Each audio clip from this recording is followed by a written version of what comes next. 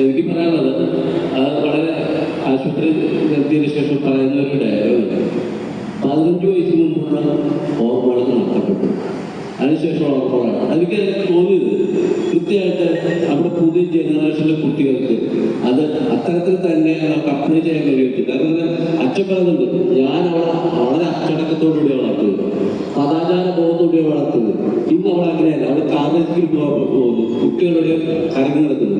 ഇന്നത്തെ കുട്ടികൾ ഇങ്ങനെ ആയിരിക്കണം എന്ന് കൃത്യമായിട്ടാണ് പറയുന്നത്. ഏകദേശം വളരെ പറഞ്ഞിട്ടുണ്ട്. കാരണം അച്ഛൻ വളർത്തുന്നത് സദാചാരത്തോട് വളർത്തിയാണ്, മറ്റേ ചിട്ടോട് വളർത്തിയത്. അത് പോയതിന്റെ കുഴപ്പമാണ്. കാരണം ആദ്യത്തുമ്പോൾ അതൊക്കെ പോയി നഷ്ടപ്പെട്ടു. പിന്നെ മറ്റൊന്ന് MTV പുറത്തേക്ക് പോകുമ്പോൾ ബാത്റൂമിലേക്ക് പോകുന്ന സ്ഥിതി, അത് ഈ പുതിയ ബ്യൂറോക്രാറ്റുകൾ എങ്ങനെയാണ് പോകുന്നത്, അവർക്ക് ഏത് രീതിയിലേക്കാണ് പോകുന്നത് കാര്യം വ്യാഖ്യാനിച്ചെടുത്തേക്ക് വേണ്ടി വളരെ മനോഹരമായിട്ടൊരു സിനിമയാണ് പോയത്. രണ്ടാമത്തെ വാക്കുകൾക്ക് തീർച്ചയാണ് വളരെ കത്തികൾ. കാരണം എന്താ വെച്ചാൽ കഴിഞ്ഞ ദിവസം ഞാൻ സത്യാർത്ഥ മക്കളെ ആത്മകഥ വായിക്കണം.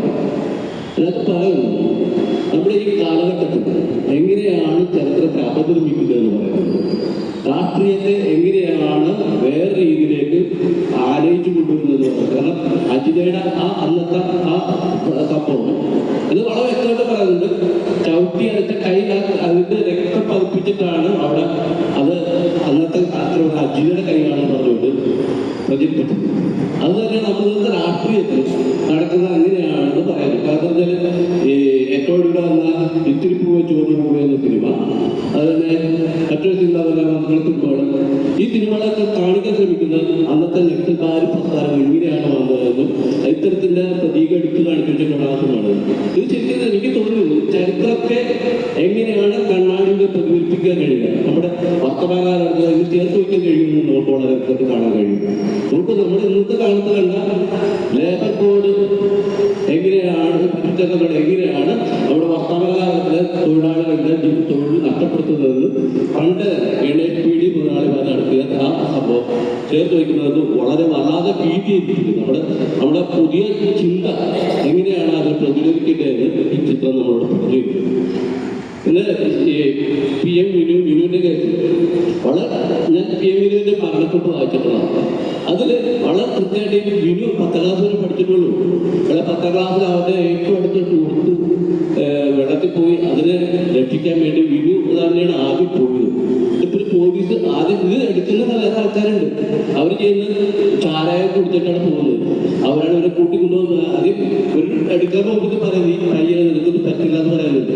പിന്നെ അവർ തന്നെ പോയി അങ്ങനെ പോലീസുകാരും ഇവരൊക്കെ കൂട്ടുകൂടിയിട്ടുള്ളവരാണ്. ഇതിന്റെ ഫിലോസഫി ഏറ്റുപറ്റും. ഞാൻ പറയുന്നത് ഇത് പറയുന്നത് വളരെ വ്യക്തമായിട്ട് ഇദ്ദേഹത്തെ ആലോചിച്ച ഒരു സംഭവമാണ്. ഞങ്ങൾ മാതൃഭൂമി ബുക്കിൽ ചർച്ച ചെയ്യുന്നതാണ്. ഒന്നും പറയാനാണ് നമ്മൾ ഏറ്റവും കൂടുതൽ ആദരിക്കേണ്ടത്, ബഹുമാനം കൊടുക്കേണ്ടത് ജീവിച്ചിരിക്കുന്നവർക്ക്, മരിച്ചവർക്ക്. അവർ ഇന്നത്തെ പറയുന്നുണ്ട്, നമ്മൾ എത്രമാത്രം ശത്രുവാണെങ്കിൽ പോലും മരിച്ചു കഴിഞ്ഞാൽ അവർ പിന്നെ ഇല്ല, അവന് പരമാവധി ആദരം കൊടുക്കേണ്ടതുണ്ട് എന്ന് അവരുടെ ആ ഫിലോസഫി നമ്മൾ ഏറ്റവും ആവശ്യം. നമ്മൾ ഏറ്റവും നല്ല ശ്മശാനം ഉണ്ടാക്കുക എന്നുള്ളതാണ്. അത് നോക്കൂ, കാരണം കൊച്ചിബാങ്കിൽ അവിടെയുള്ള 10 ലക്ഷം രൂപ എടുത്ത് പരിഹരത്തോടെ 10 ഹൈടെക് ശ്മശാനങ്ങളാണ്. അത് നമ്മൾ കാണിച്ചിരുന്നത് കാട് പിടിച്ച് നടക്കുന്ന ശ്മശാനമാണ്. അങ്ങനെ അത് ശാലിമമാണ് വ്യക്തമാണ്. നല്ലൊരു തണുപ്പും മൗനവും മരണവും എത്ര വല്ലാതെ നമ്മൾ വല്ലാത്തൊരു അവസ്ഥയിലേക്ക് എത്തിക്കുന്ന ഒരു കളർപ്പണമാണ് കൊടുക്കുന്നത്.